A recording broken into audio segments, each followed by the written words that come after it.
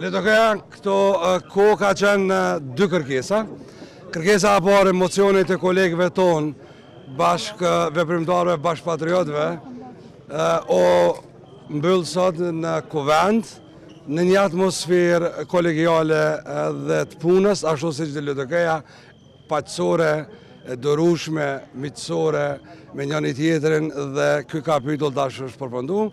Nesër mëngjes kryetari i LDK-s i rikthen autorizimin që kërkesa e dytë që është paqë e rëndësishme për bashkëpunim dhe përfundimisht thyrjen e këtij çarku të mbyllur politik në cilën ka hyrë Kosova, të ndihmon, të ndikon, të angazhohet në përfacimin e interesit të Republikës, të qytetarëve edhe të LDK-s, dhe nga nesër e tutje natyrisht që duhet në mënyrën e njëjtë sikur edhe sonte me përballu edhe përmbushjen e kërkesës dytë.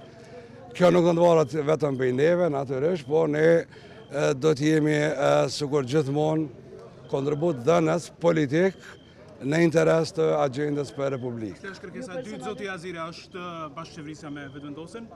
Bashkëpunimi. Në tri parime që i kemi thonë tash në kohë, parimi i parë që duhet kemi marrëveshje për të gjitha ose për asgjë, kjo është më e rëndësishme.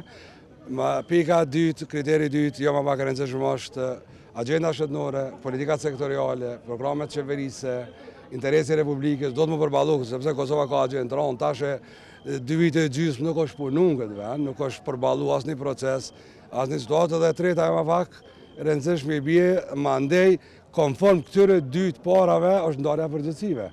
Aty ku secili e merr rolin, e merr edhe përgjegjësinë, dhe kjo duhet më bënë një marrëveshje e bashkëpunimi. E kundërta LDK-ja shkon edhe shkakton procese, nuk ka opcion tjetër.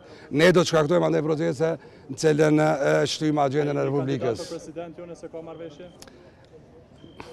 Para 3 orë isha kandidat për kryetar në LDK-s, ju kallëzova që kjo punë nuk funksionon kështu në LDK, as të unem as paku. Si funksionon ndarja e posteve nëse keni koalicion? Vesa shpjegova. Hapin e parë, dytë edhe është e treta e fundit. Pasi që të dakordohemi për të gjitha, mandej dakordohemi për ndarjen e përgjegjësive. Aty ku LDK-ja merr përgjegjësi, mandej ja adapton emrat, por LDK-ja nuk punon për një emër, LDK-ja punon për procese. LDK-ja nuk kushton për emën të përveçëm, LDK-ja kushton proces politik.